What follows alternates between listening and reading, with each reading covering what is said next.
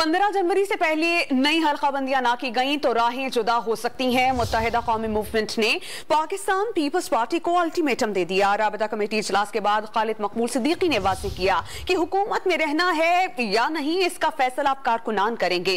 कबल अज़ इंतखाबात धांधली का इल्जाम आयद करते हुए उन्होंने एहतजाज के लिए सड़कों पर आने का ऐलान भी कर दिया। प्री पोल रिगिंग हो चुकी है। इलेक्शन कमीशन की यह जिम्मेदारी है और साथ साथ सिंध की सूबाई हुकूमत की कि वो 15 जनवरी से पहले कराची और हैदराबाद असर 9 हल्का बंदियां की जाए। अगर यही सूरत हाल कायम रही तो हमें इंतखाबात में हिस्सा हुकूमत में रह के करना है या हुकूमत से अलहदा होकर करना है।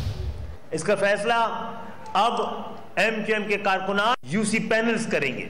मुत्तहिदा कौमी मूवमेंट ने पाकिस्तान पीपल्स पार्टी को अल्टीमेटम दे दिया। राबिता कमेटी इजलास के बाद खालिद मकबूल सिद्दीकी ने वाज़ेह किया कि हुकूमत में रहना है या नहीं, इसका फैसला अब कारकुनान करेंगे।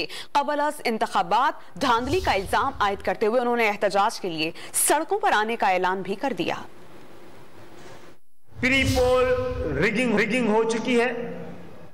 इलेक्शन कमीशन की यह जिम्मेदारी है और साथ साथ सिंध की सूबाई हुकूमत की कि वो 15 जनवरी से पहले कराची और हैदराबाद असर 9 हल्का बंदियां की जाए। अगर यही सूरत हाल कायम रही तो हमें इंतखाबात में हिस्सा हुकूमत में रह के करना है या हुकूमत से अलहदा होकर करना है।